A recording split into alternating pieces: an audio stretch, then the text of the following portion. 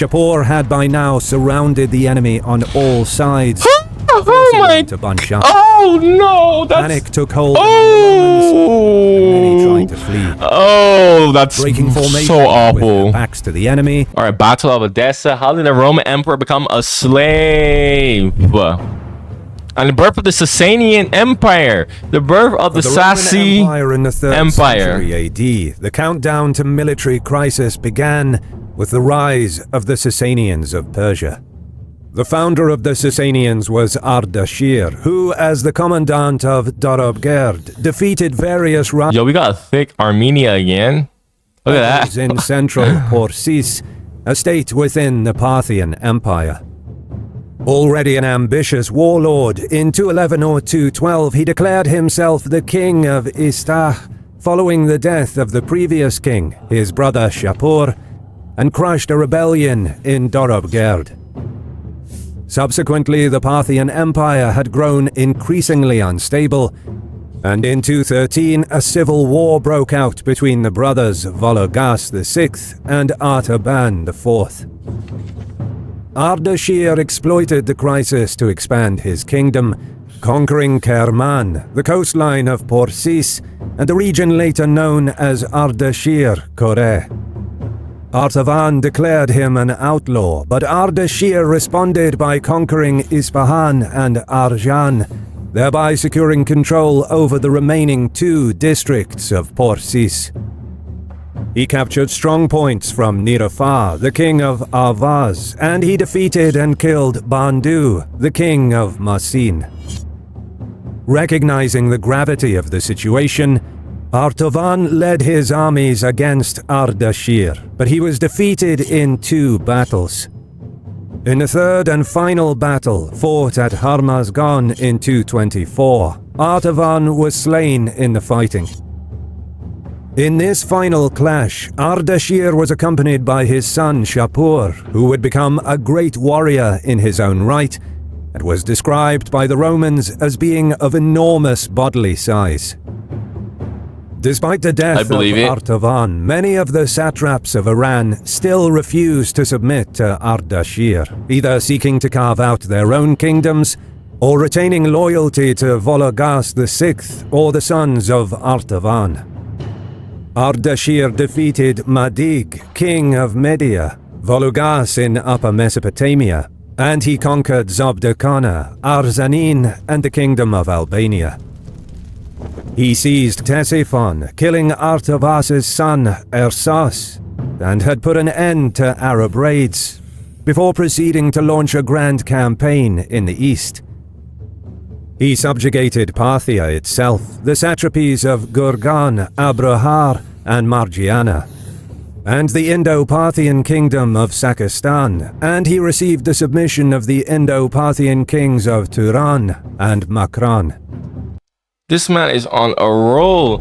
Holy hell! Ardashir then defeated the Kharazmians, forcing them to pay tribute, and he marched on Bakhria at the time of the Kushan Empire.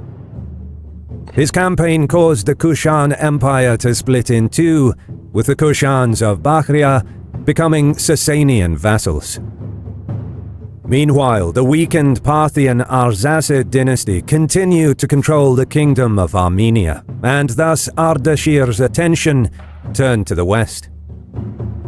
He attempted to conquer Armenia, as well as the independent kingdom of Hatra. However, both... What a small kingdom. What is that? Hatra. What is that? Efforts were unsuccessful, in particular the campaign into Armenia, where Rome sent volunteers to aid the Parthians. These were the early signs of tension between Ardashir and the Romans, who were weary of the new empire being forged to their east. However, Ardashir also planned to conquer the Roman territories of Upper Mesopotamia, as until the 2nd century, many of these lands were Parthian. War was to come. There is a growing consensus that modern life is more stressful than that of past generations due to changes in technology, family and relationship dynamics, heavier work. In 232, Severus Alexander responded with a massive three-pronged offensive against... Their army in Mesopotamia killed its own commander, Heraclio, and mutinies and rebellions followed. In 232, Severus Alexander responded with a massive three-pronged offensive against the Persians.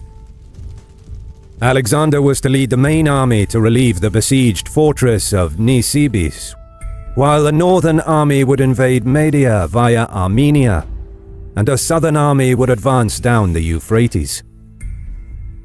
However, although he relieved the siege of Nisibis, Alexander failed to advance quickly enough in support of the other armies. Alexander. Bro thinks he's Alexander the Great.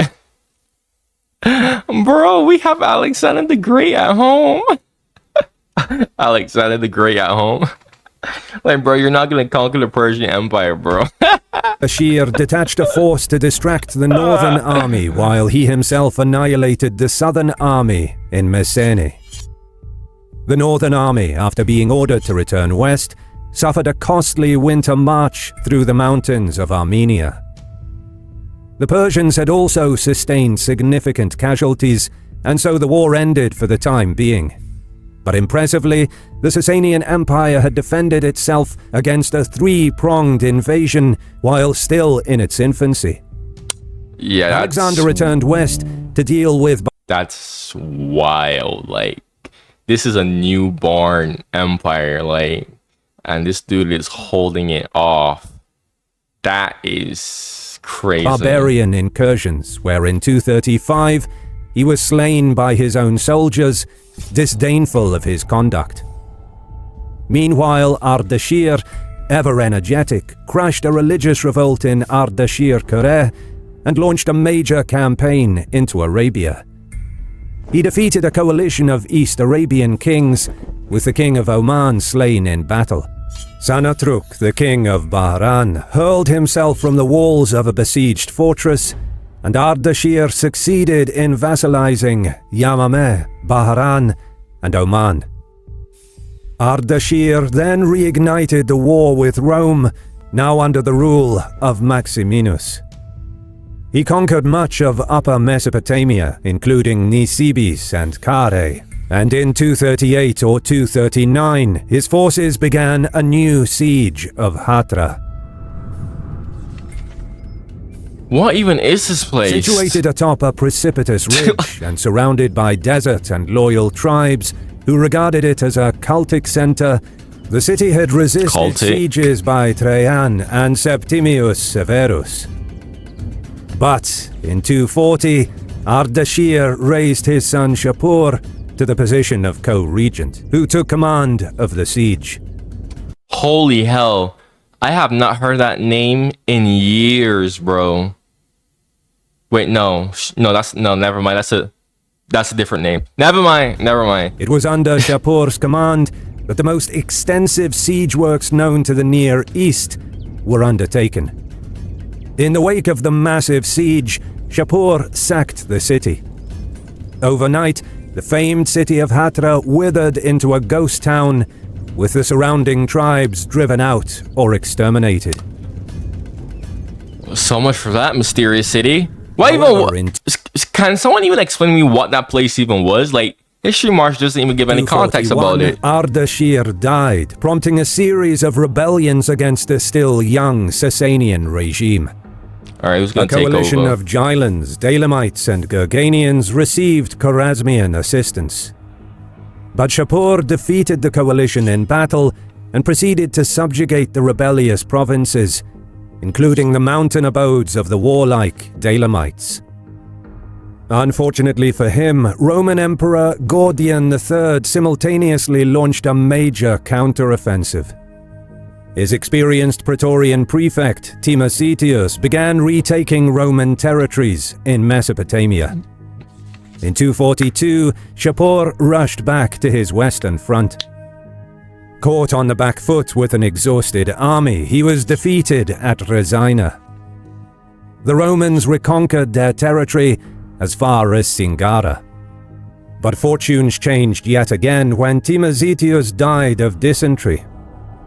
Reorganizing his forces, in 244, Gordian pressed ahead towards Ctesiphon, only to be defeated by Shapur in a pitched battle. What a weird name to say.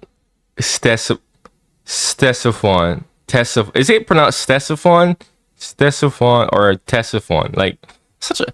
I hate names that are pronounced so, like, with an S at the start, and then they have, like, some weird spelling. It's, I don't know how to but Ctesiphon is a weird, like, is an example of that, quite frankly speaking.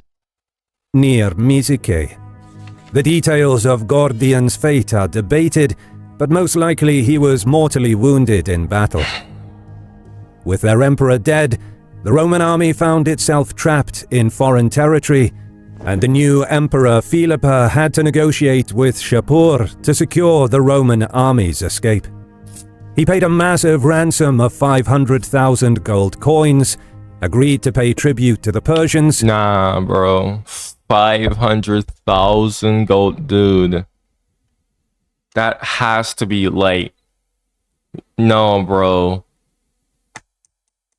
Much more than $500,000. Nah, bro. That is probably billions worth in today. That has to be billions worth in today's money, bro. That has to be, bro. That has to be. And vowed not to intervene in Armenia. And for the time being, Shapur accepted the Roman reconquests as he shifted his focus east. In the late 240s, Shapur invaded the Kushan Empire, conquering the desert and mountain-filled lands of Arachosia, Sogdiana, and the Kabul Valley. That's actually impressive. You conquer a desert-riddled place. That's really... not desert, but especially mountainous. That's... Yeah, that's impressive, man. He marched back west. Relaunching the campaign into Armenia, he finally conquered the mountainous last kingdom of the Arsacids. Oh, goodbye to thick Armenia, bro. Defeat to Cniva's Gothic coalition at the Battle of Abritus. Shapur, perhaps aware of this disaster, accused the Romans of assisting the Armenians, and in 252 re-invaded the empire.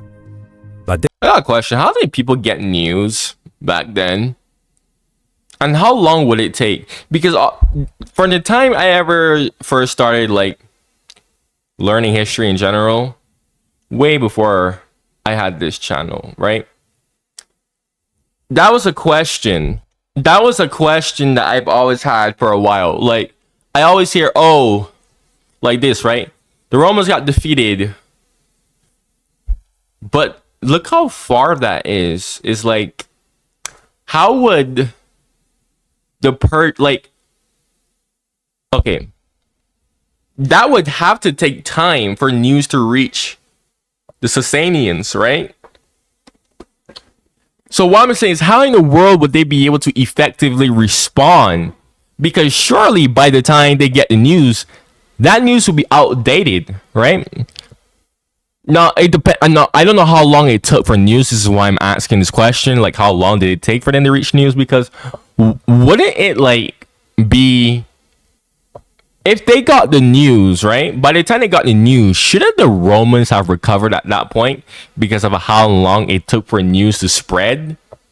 That's why I'm always confused whenever I watch these type of videos or I learn about this type of stuff, and it's always like, oh, this person got defeated from, like, insert some far away place, and then some empire which is super far away responded to it. Like, how? Like, how did you know? Like, they surely did not instantly get the news. So how could you effectively respond to that, like, you know, quickly, right? I just never understood that.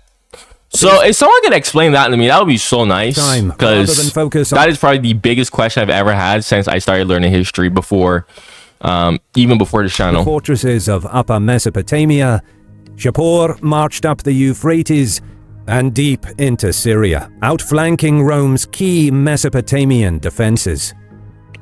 He wiped out a large Roman army, supposedly 60,000 men strong, at the Battle of Arbalissos. Woo! Woo! He then bypassed further strong points to make a surprise march on Antioch, the largest city in Rome's eastern provinces. Assisted by the exile Marid Ha, he caught Antioch's inhabitants off guard while many were watching a theatrical production outside the city. Oh! The citadel with a giant battering ram and proceeded to raid Syria and Cappadocia. He sacked 37 towns and cities by the end of 253, including Hierapolis, This man's a Beroia, beast, bro. Apamea, This man is Larissa, a beast, Seleucia, bro. Alexandretta, Dolichae, and Germanicaea, while a second force Germanicaea. Germanicaea. Why is it? Was that like a town made up of Germans or something? raided the Satala region from Armenia. In the panic, Uranius Antoninus, a priest in Emesa, led a successful defense of his city, after which he led a brief usurpation against Emperor Gallus. In contrast, Odaenatus, the commander of Palmyra's military, is said to have sought Shapur's friendship. Shapur demanded that Odaenatus prostrate himself, something the latter would not do. Rome was not able to respond to their new, formidable enemy. For Shapur, these battles and raids were intended to damage Roman manpower, gather plunder and prisoners, sap Roman morale, and build royal prestige. However, he did not intend to hold territory in Syria and Anatolia. Rather, he deported much of the population of Antioch to his new city of Gunda Shapur, which was originally founded as Where Antioch Shapur, literally meaning Shapur's better Antioch, and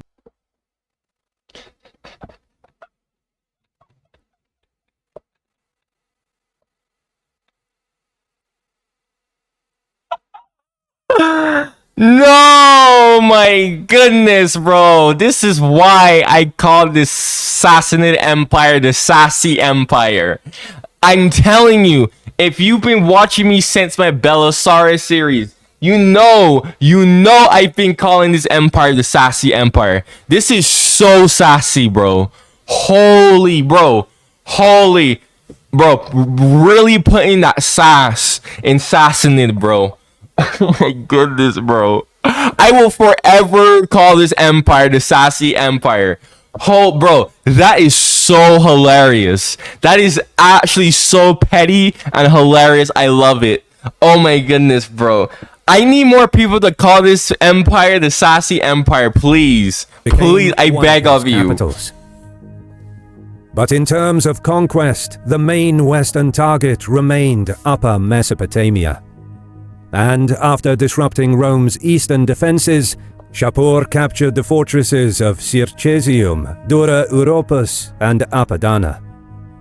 Such was his dedication that he had his forces maintain a siege of Nisibis in the west, while he crushed a Kushan rebellion in the east. Although upon his return he succeeded in capturing Nisibis, the Romans recaptured Dura, and so in 256, Shapur again put the fortress to siege. As archaeology shows, the Persians and Romans built tunnels and counter-tunnels beneath the city walls, and Shapur used poisonous gas in the underground fighting. Whoa! Whoa! First instances of poison gas being used? Question mark? What? They had access to poison gas in the third Shapur recaptured Dora, but this time it was abandoned by both sides. Despite Shapur's successes, the Roman network of fortifications proved difficult to overcome in the long term, as Roman garrisons could hide behind their walls and then combine forces with each other or with the Emperor Valerian to retake lost positions. In 259, Shapur again invaded northern Mesopotamia. He again captured Nisibis, but this time advanced as far as Carrhae, seizing the western stronghold with the aid of the giant battering ram. He then besieged... What giant battering ram is... What is this giant battering ram that I keep on hearing about? I would like to see a drawing or picture or something. Nearby Edessa. This new offensive was answered by Valerian himself, who, after confronting Goths and Heruli in Anatolia, returned to the east with his main army. In the spring of 260, Valerian's army arrived in the area between Edessa and Carrhae, and near to the army of Shapur, who was still besieging Edessa. Shapur later wrote that Valerian had 70,000 men with him, drawn from the Rhine and Danube frontiers, as well as the eastern provinces. The strongest Roman arm was their infantry, and by the 3rd century, many were equipped with close combat spears to better deal with cavalry-heavy opponents. For the same reason, Rome now also employed units of cataphracts, heavily armored horse archers, excellent Moorish light cavalry, as well as Germanic and Sarmatian mercenary horsemen. The size of the Persian army is unknown, but the majority was made up of Sasanian cataphracts, including feudal Sasanian knights and prestige units, such as the Immortals and the Royal Guard, the Push-Taiban. By 260, these units must have been highly experienced under Shapur's command. The army also included high-quality horse archers, foot archers, and peasant light infantry, known as Paean, who were used to build and operate siege works. Shapur may have had a corps of elephants, which the Sasanians most often used as beasts of burden and as mobile archery platforms against enemy walls. In major battles, Sasanian kings could also employ the elephants as a rear guard. Shapur may have also used Dalamite mercenary infantry, whose martial qualities were praised by later Byzantine authors. Upon Valerian's arrival, Shapur repositioned much of his own army to deter a Roman attack on his position. The details of the coming engagement are shrouded in uncertainty, but Eastern Roman sources claim that Valerian's army had been hit by a plague, with the Moors most affected. As a result, the emperor was reluctant to offer battle. Shapur's numerous past victories... The Moors? Did I hear that correctly? The Moors? When he says Moors, I'm thinking of like the African Moors. Moors? What? Did I hear that right? were reason enough for caution. Indeed, Valerian had arrived with a large amount of gold, hoping to strike a deal with his opponent. Valerian sent envoys to Shapur with proposals in hand, but Shapur refused to negotiate. Worse for the Romans, Shapur now realized that Valerian wasn't confident, and he learned of the plague.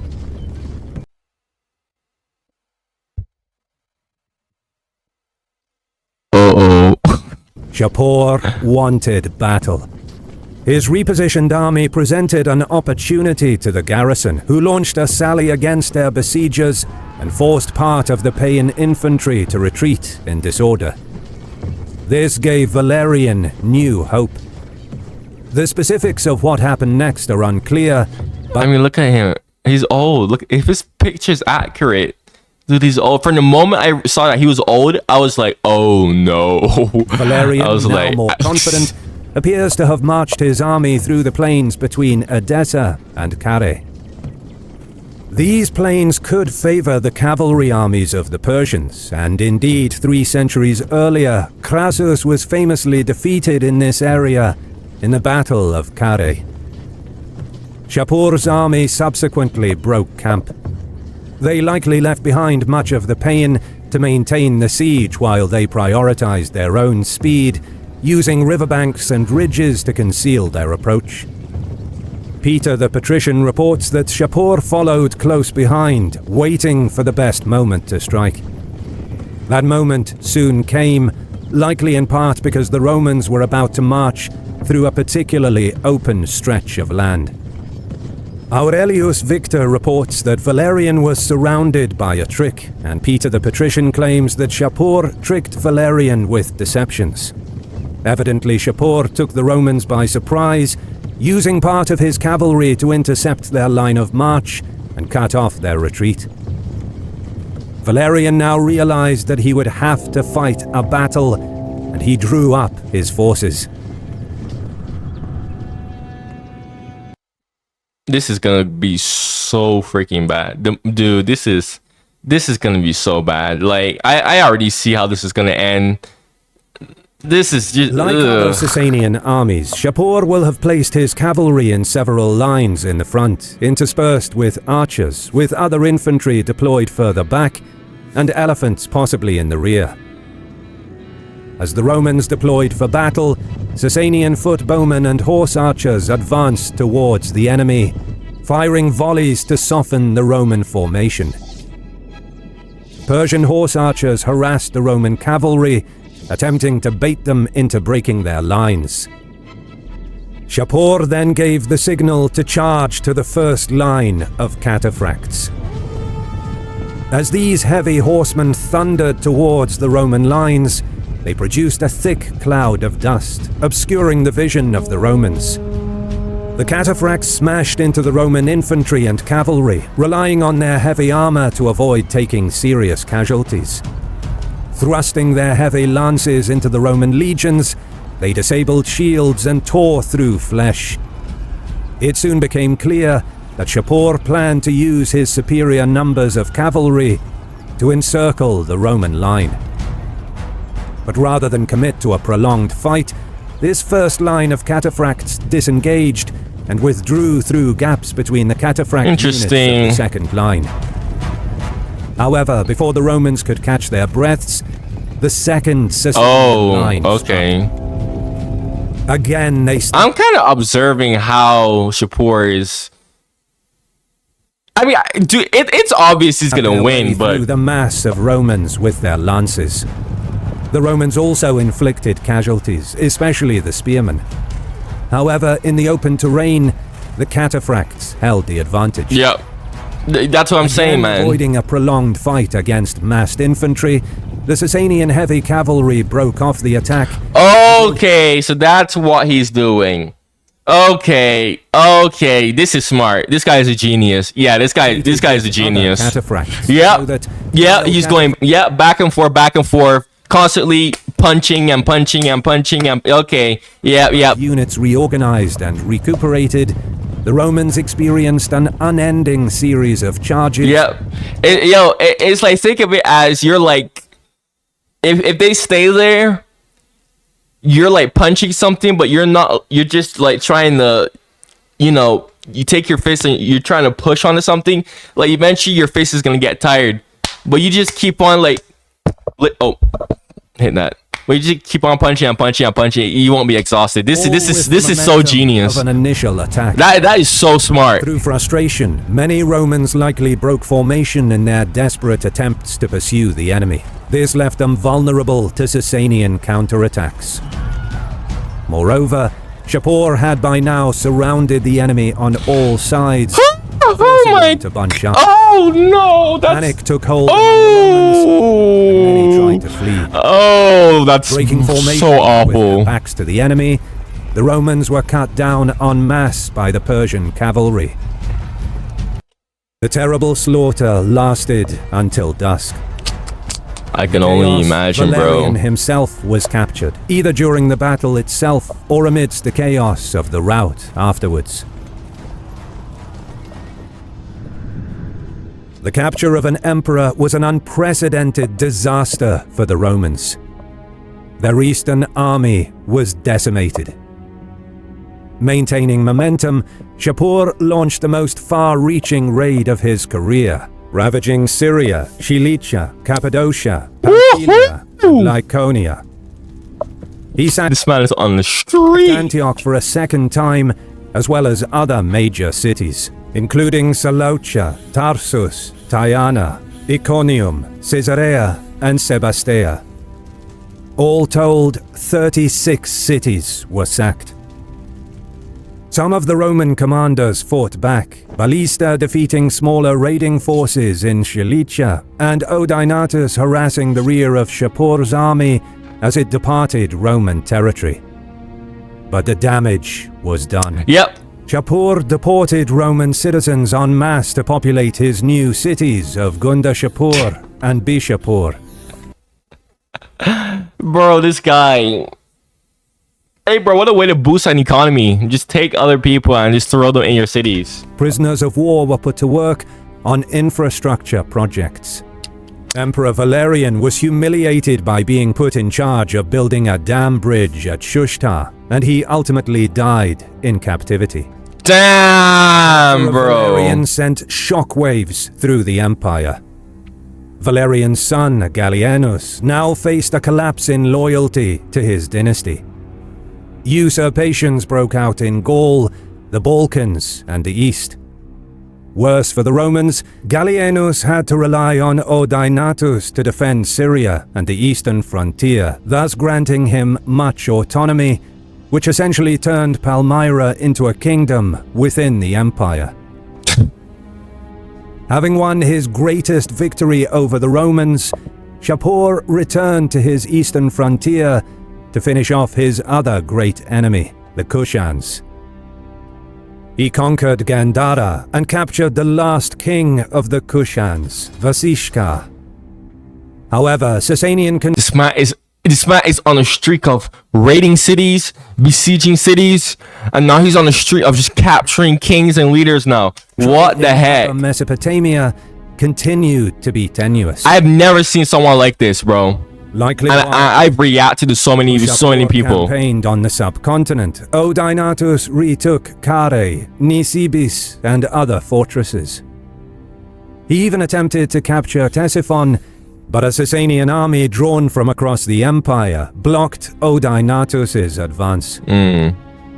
By now, Shapur was an elderly man, campaigning less extensively and less often.